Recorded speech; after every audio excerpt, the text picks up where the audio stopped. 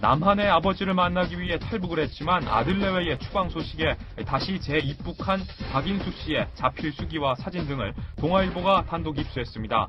월남한 아버지가 재력가라는 소식에 목숨을 내걸고 탈북했지만 와서 보니 아버지는 병상에서 의식을 잃었고 이복 형제는 그를 가족으로 여기지 않았습니다. 그러던 중 하나밖에 없는 아들 내외는 자신의 탈북 사실이 드러나 평양에서 황해북도의 한 오지 농장으로 추방됐다는 소식이 들려왔고 절망할 수밖에 없었던 그녀는 다시 북으로 향할 수밖에 없었습니다. 네.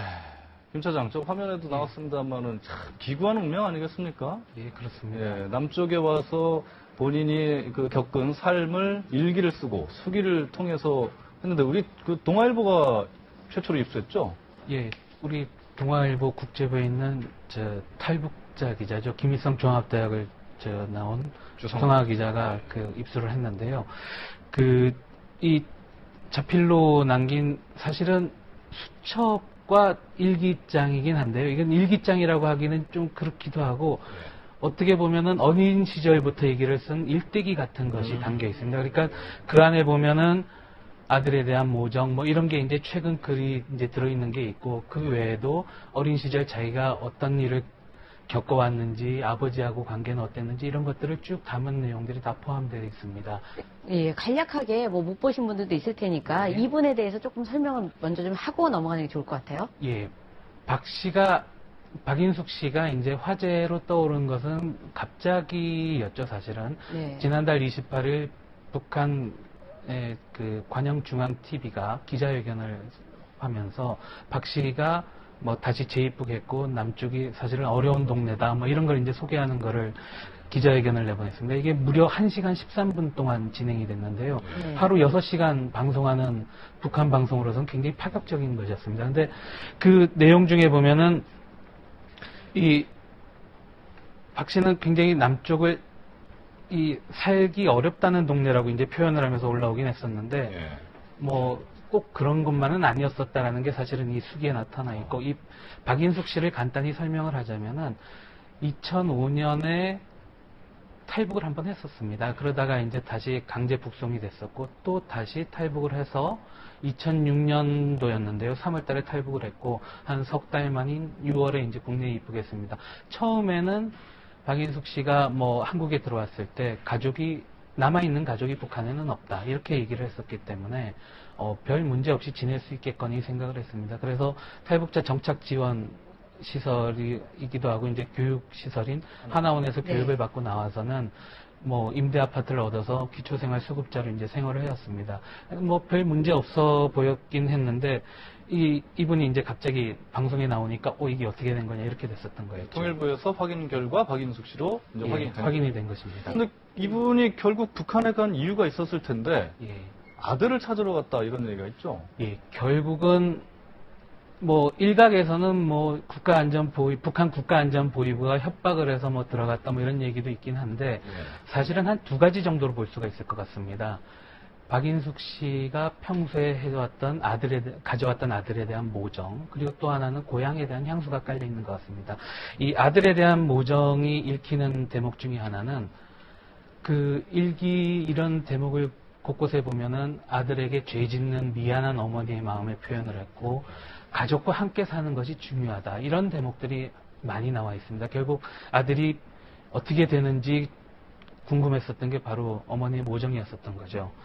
특히 2008년에 지인으로부터 아들에 관한 소식을 들었던 게 아마 결정적인 영향을 미친 것 같습니다. 아들이 13년간 군 생활을 마치고 그리고 음대 평양음악대학을 들어간 아들인데요. 이 아들이 사실은 2008년 무렵에 아프리카 기니 대통령 음악교사로 파견이 될 예정이었었다고 합니다. 그렇게 음악적 재능이 뛰어난 아들이었었는데 이 아들이 운명이 바뀐 거죠. 어머니가 탈북자라는 소식이 전해지면서 함경북도 토굴에 끌려가서 생활을 하게 됐고 이 소식을 이제 2008년에 듣게 되면서 이게 내가 아들을 이렇게 모질게 놔둬서는 안 되겠구나 그런 결심을 한 것 같습니다. 이분 오늘 신문 기사 저도 읽어봤더니 정말 참 인생이 굉장히 기구하신 것 같은데 이분의 가족사도 굉장히 독특하더라고요. 이제 이분 자체도 굉장히 공부를 엄청나게 잘했던 분이고 했는데 뭐 여러 가지 가족 그 사 때문에 여의치 않았다. 이런데 그 내용도 좀 설명을 해주시죠. 그러니까 뭐 어떻게 보면은 같은 언어입니다. 네. 근데 이제 월남자라는 표현을 썼죠. 아버지죠. 예, 아버지가 1950년에 이제 6.25 전쟁이 시작됐을 때 딸 인숙 씨가 당시 6살이었는데 이제 등에 업고 내려오다가 이 국군을 만났습니다. 근데 국군이 이 의사다 이렇게 되니까 이게 강제 징집을 한 거죠. 그래서 이분이 워낙 경력이 뭐 엘리트로 자라오신 분입니다. 해방 전에는 광복 전에는 일본에서 의학 박사를 받았었던 분이고 뭐 청진 의과대학장을 지내기도 했었던 엘리트였는데 뭐 국군이 잡아보고 보니까 의사니까 좀 활용할 수 네. 있겠다고 생각을 해서 그래서 국군에서 의사로서 복무를 했었고 그 뒤에는 이제 뭐 국내 주요 대학에서 이제 의학장을 지내기도 했었던 엘리트입니다. 결국 아까 월남자 말씀을 드렸는데요.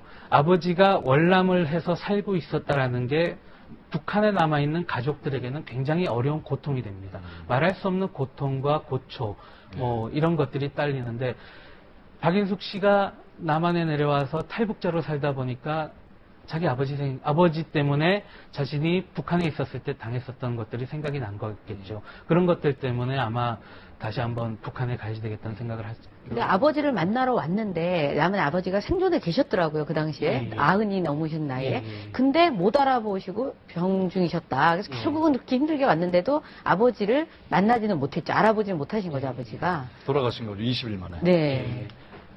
사실은 탈북한 과정 중에 하나가 아까 평양음악대 가고 뭐 아주 뛰어난 재능이 있었다 그랬잖아요. 근데 월남자 가족이 이렇게 경제적으로 어려웠었기 네. 때문에 아들이 대학에 들어간 이후 뭔가 지원을 좀 해줘야지 되겠다는 생각을 한 것 같습니다. 근데 이 월남자 가족이 뭐 딱히 돈 벌 데는 없고 뭐 이 양반이 노동자로 일하기도 했었지만 대부분은 가정주부로 생활을 했었기 때문에 별달리 돈을 벌 데가 없었는데 남측에 가신 아버지가 재력가라는 소문을 들었습니다. 그래서 내가 아들을 위해서 좀 이분의 도움을 받아야 됐다는 생각을 좀 한 것 같습니다. 그래서 탈북을 했고 한국에 내려왔고 근데 막상 아버지를 만났는데 국내에 들어왔더니 정말 아버지는 의식불명의 상태였고 정말 가슴이 아픈 거죠.